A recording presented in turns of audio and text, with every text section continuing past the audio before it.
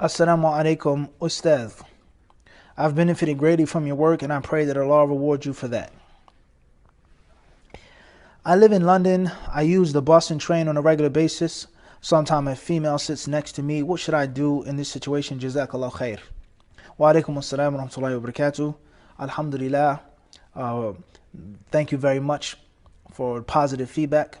And wallahi, we are totally delighted that you've benefited and you've learnt and you enjoy the videos and the classes. Alhamdulillah. We ask Allah to give you more. Ameen. May Allah bless you for your question.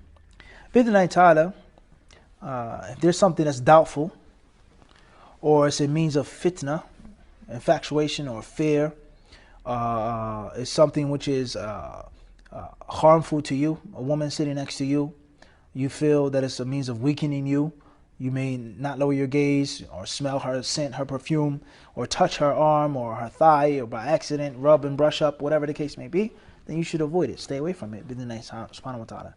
Stay away from it. Whether you choose to stand, or if she comes sit next to you, you stand up, or you find a place in which you put your bag down, whatever the case may be. However, Akhid Kareem, you have to look at a few things. The first thing is, if you stand up, you may also come across a female. If it's crowded, I've never been to the UK outside of the airport.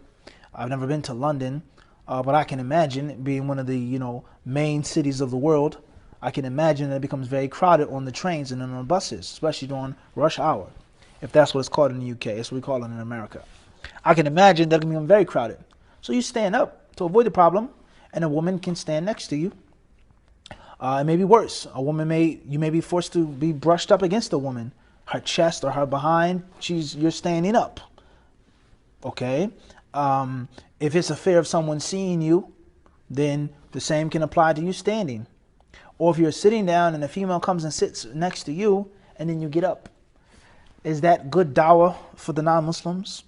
In which there's so many doubts about Islam, Islamophobia. Muslims are terrorists, Muslims degrade women, Muslims subjugate women, kuffar women are dirty and nasty, that's why they can't shake their hands. You have to ask yourself this honest question. Is that best for dawah? I'm sitting down, reading my book. I'm clearly a Muslim, I have a beard or a kufi, or I'm reading the Mus'haf, okay? And a young lady comes sit next to me, or an older lady, and then I just suddenly get up. Is that good for dawah? What type of impression would that leave on the non-Muslims when they see this? Food for thought, that's all I'm saying. In general, is that if you're handling your business, you're not trying to avoid any, you're trying not to fall into any fitna, then bidna Allah will protect you.